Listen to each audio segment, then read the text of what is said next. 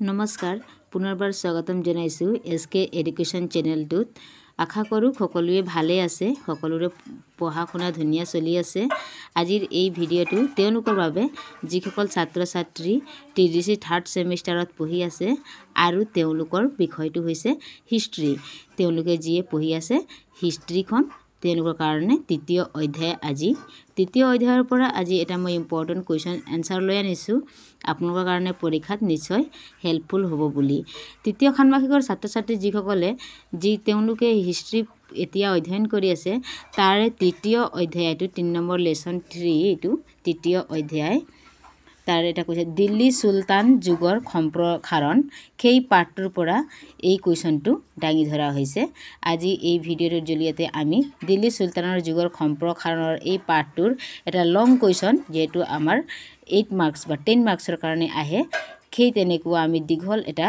ধুনিয়াকে question answer আজি discuss কৰিম আজি আপোনালোকে এই ভিডিঅ'টো স্কিপ নকৰাকৈ শেষৰলৈকে চাব নিশ্চয় পৰীক্ষাৰ কাৰণে পৰীক্ষাত আপোনালোকৰ কাৰণে এই কোৱেশ্চনটো হেল্পফুল হ'ব বুলি আশা থাকিল আমি দেৰি নকৰি আহক আমি ভিডিঅ'টো স্টাৰ্ট কৰো আৰু আপোনালোকে যিসকলে মোৰ চেনেলত নতুনকৈ আছে তেওঁলোকে চেনেলটো মোৰ সাবস্ক্ৰাইব কৰি ল'ব যাতে এনে ধৰণৰ তথ্যসমূহ পোৱাৰ লগে লগে নটিফিকেশনখিনি আপোনালোকে পাব আৰু ধুনিয়াকে ভিডিঅ'খিনি পাই যাতে আপোনালোকে উপকৃত হয় আহক আমি মই কোৱেশ্চনটো ইয়াতে পঢ়ি খুনাই দিছো আপোনালোকৰ কাৰণে নিশ্চয় সুবিধাজনক হ'ব কোৱেশ্চন নম্বৰ 1 দিল্লীৰ সুলতানী আমুলৰ পতনৰ কাৰণবোৰ আলোচনা কৰা দিল্লীৰ সুলতানী আমুলৰ যেটো পতন হৈছিল তেওঁলোকে সেই কাৰণবিলাক ইয়াতে আলোচনা কৰা হ'ব আহক আমি কোৱেশ্চন নম্বৰ 1 আনসাৰ দিল্লীৰ সুলতানী আমুলৰ পতনৰ কাৰণবোৰ হ'ল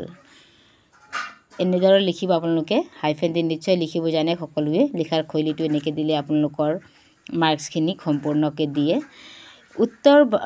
উত্তৰ ভাৰতৰ শেষ তথা শক্তিশালী সম্ৰাট হৰ্ষবৰ্ধনৰ মৃত্যুৰ পিছত উত্তৰ ভাৰতৰ ৰাজনৈতিক শক্তি দুৰ্বল হৈ পৰে আঞ্চলিকভাৱে মোৰ ডাঙিত উঠা হিন্দু ৰাজ্যসমূহৰ মাজতো কোনো একতা নাছিল ঠিক তেনেদৰে তেনে সময়তে হযৰত মুহাম্মদৰ দ্বাৰা প্ৰচাৰিত ইছলাম ধৰ্মই প্ৰসাৰ লাভ কৰে লাহে লাহে খলিফাসকলে ভাৰততো ইছলাম ধৰ্মৰ প্ৰচাৰ আৰু প্ৰসাৰৰ কাৰণে উঠি পৰি লাগে এনে পৰিস্থিতিৰ মাজেৰে নানা ঘাত প্ৰতিঘাত অতিক্ৰম কৰি আৰু ভাৰতীয় শাসকসকলৰ দুৰ্বলতাৰ সুযোগ গ্ৰহণ কৰি 1206 খ্ৰীষ্টাব্দত ভাৰত প্ৰথমটো মুছলমান ৰাজবংশৰ উত্থান ঘটে এই বংশটোক দাস বংশ বা সুলতানী বংশ বুলি কোৱা হয় এতিয়া আমি যেতিয়া দীঘল কোৱেশ্চন মুখস্থ কৰো লং কোৱেশ্চন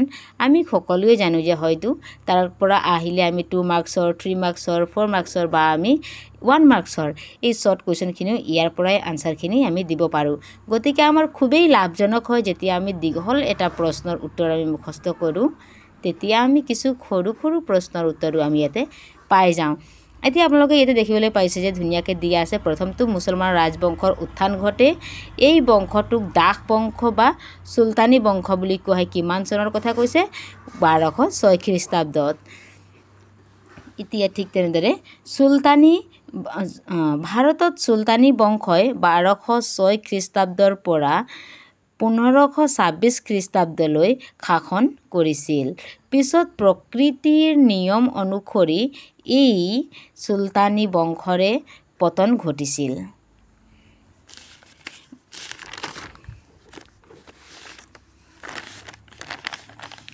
তলত সুলতানী আমুলৰ পতনৰ কাৰণবোৰ আলোচনা কৰা হ'ল এতিয়া আমি কি কাৰণ দিছিলে সেইটো কাৰণটো পাইছিলো এতিয়া ইয়াৰ পতনৰ কাৰণবোৰ ইয়াত আমি স্টেপ ওয়াইজ পাম এনেকে লিখিব আপোনালোকে স্টেপ ওয়াইজ লিখিব যেতিয়া আমি এনেকে নাম্বাৰিং কৰি লিখো তেতিয়া আমাৰ নম্বৰবিলাক আমি গুটাকে আমি লাভ কৰিব পাৰো আমি সকলোৱে জানো গটিকে এনেদৰে লিখিলে আপোনালোকৰ বেছিখিনি পৰীক্ষাত উপকৃত হ'ব এতিয়া পইণ্ট নম্বৰ 1 টু কটো হৈছে দুৰ্বল কেন্দ্ৰীয় শাসন ব্যৱস্থা দিল্লীৰ সুলতানসকলৰ শাসন ব্যৱস্থাৰ পতনৰ ক্ষেত্ৰত দুৰ্বল শাসন ব্যৱস্থা আৰু বাহিৰা শত্ৰুৰ কুচক্ৰান্তই আছিল প্ৰণিধানযোগ্য প্ৰায়বোৰ শাসকে তৰোৱালৰ বলত শাসনভাৰ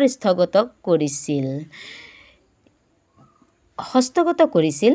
যেতিয়ালৈ তৰোৱালখন শক্তিশালী হৈ আছিল তেতিয়ালৈকে কেইজন ৰজাই শাসন ক্ষমতা লাভ কৰিছিল, কিন্তু তৰোৱালখন দুৰ্বল হৈ যোৱাৰ লগে লগে কেইজন ৰজাৰ পতনো সম্ভৱ হৈ পৰিছিল। দুৰ্বল শাসকৰ শাসন কালতে বিভিন্ন ষড়যন্ত্ৰৰ জৰিয়তে এজনক হত্যা কৰি আন এজনে ক্ষমতা লাভ কৰিবলৈ যোৱাৰ লগে লগে শাসনৰ গাঁথনি দুৰ্বল হৈ পৰিছিল আৰু দেশৰ জনসাধাৰণ অসন্তুষ্ট হৈ পৰিছিল। ইয়াতে আপোনালোকে দেখিছে, নিশ্চয় আপোনালোকে ভাবিছে বহুত দীঘল হৈ আছে। নহয়, এতিয়া যদি আমি কিতাপটো আপোনালোকে যদি অধ্যয়ন কৰে তেনেহ'লে আপোনালোকে ধুনীয়াকৈ গম পাব যে ইয়াত তাতে আৰু কুৱেশ্যনবিলাকৰ যিটো আমাৰ এই টপিক ৱাইজ আনচাৰ খুবেই দীঘল দীঘল আছিলে। মই কিতাপখন ধুনীয়াকৈ অধ্যয়ন কৰি অলপ তাৰ পৰা অধ্যয়ন কৰিছোঁ আৰু আপোনালোকৰ কাৰণে এই টপিকছটো শ্বৰ্টকৈ আনিছোঁ, যাতে আপোনালোকে শ্বৰ্টকৈ লিখিলেও মূল কথাখিনি লিখিব পাৰে আৰু পৰীক্ষা যাতে আপোনালোকে সম্পূৰ্ণ নম্বৰ লাভ কৰিব পাৰে। এতিয়া খ নম্বৰটো আমি পাইছোঁ। এতিয়া পইণ্টছটো মহম্মদ বিন তুগলকৰ অবিবেচক নীতি। মহম্মদ বিন তুগলকৰ অবিবেচক নীতি। এতিয়া মহম্মদ বিন তুগলকে দেশ তথা জনসাধাৰণৰ স্বাৰ্থৰ কাৰণে বিভিন্ন সময়ত যিবোৰ পৰিকল্পনা হাতত লৈছিল সেইবোৰ কেতিয়াও কাৰ্যকৰী হোৱা নাছিল। কিছুমান ঐতিহাসিকৰ মতে তুগলক এজন নিষ্ঠাৱান মুছলমান হ'লেও তেওঁ গোড়া স্বভাৱৰ নাছিল। সম্ভৱ এই কাৰণেই ইছলাম ধৰ্মাচাৰ্য উলেমানসকলে তেওঁৰ প্ৰতিটো কাৰ্যৰে বিৰোধিতা কৰিছিল। তেওঁ যিবোৰ আঁচনি গ্ৰহণ কৰিছিল তাত প্ৰজাৰ সঁহাৰি নোপোৱাত তেওঁ অতি ক্ষুব্ধ হৈছিল আৰু সেই সময়ে সময়ে তেওঁ কঠোৰতাৰ পৰিচয় দিছিল। ইয়াৰ ফলত বেছিভাগ প্ৰজা চুলতানৰ বিৰুদ্ধে হৈ পৰাৰ লগে লগে সাম্ৰাজ্যৰ গাঁথনি দুৰ্বল হৈ পৰিছিল। দাক্ষিণাত্যত বাহমনী ৰাজ্য আৰু বিজয়নগৰ নামৰ দুখন স্বাধীন ৰাজ্যও স্থাপিত আছিল। এতিয়া মই আগত কোৱাৰ দৰে এতিয়া আকৌ আমি পালোঁ, ইয়াতে এটা কুৱেশ্যন পালোঁ আমি, দাক্ষিণাত্যত বাহমনী ৰাজ্য আৰু বিজয়নগৰ নামৰ দুখন স্বাধীন ৰাজ্য স্থাপিত আছিল। আজিকালি যিসকল আমাৰ কম্পিটিটিভ এক্সামবিলাক ঠিক তেনেদৰে আমাৰ ইয়াৰ পৰা MCQ টাইপৰ এনেধৰণে মেইন বুকৰ পৰা সৰু সৰু আমাৰ কাৰণে কুৱেশ্যন আনচাৰ টপিক ৱাইজ লৈ অনা হয়। আপোনালোকে যদি ধুনীয়াকৈ ভিডিঅ'টো মুখস্থ কৰে, যদি এই আনচাৰ কুৱেশ্যনটো নিশ্চয় আপোনালোকৰ কাৰণে বহুতখিনি হেল্পফুল হ'ব। এতিয়া গ নম্বৰ টপিকছ, ফিৰোজ তুগলকৰ ভুল নীতি।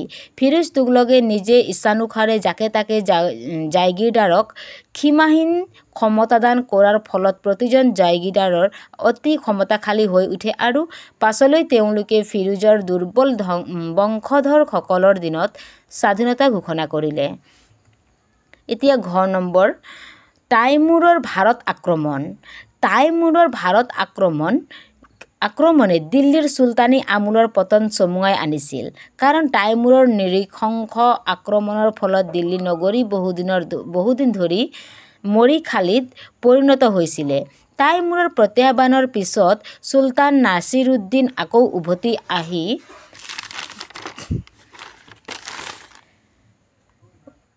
1413 খ্ৰীষ্টাব্দলৈ নামতহে ৰজা হৈ আছিল। তেওঁৰ মৃত্যুৰ লগে লগে তুগলক বংশৰো অন্ত পৰে। ইয়াৰ ফলত বহুতো প্ৰাদেশিক শাসনকৰ্তাই দিল্লীৰ পৰা স্বাধীনতা ঘোষণা কৰে।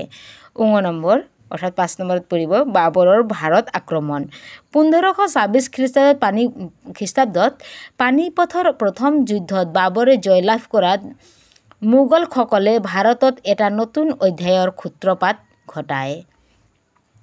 লাহোৰ পতনৰ পিছত চিৰহিন্দৰ মাজেৰে বাবৰ সৈন্য দিল্লী অভিমুখে আগবাঢ়ে। এই বাতৰি পাই চুলতান ইব্ৰাহিম লোদীয়ে লক্ষাধিক সৈন্যক ভেটা দিয়েহি। বাবৰ আৰু তেওঁৰ সৈন্যসকলে ইব্ৰাহিমৰ সৈন্যসকলক চেদেলি ভেদেলি কৰি পেলায়। মহাশক্তিৰ শত্ৰুৰ বিৰুদ্ধে যুদ্ধ কৰি ইব্ৰাহিম লোদীয়ে অৱশেষত মৃত্যুবৰণ কৰে।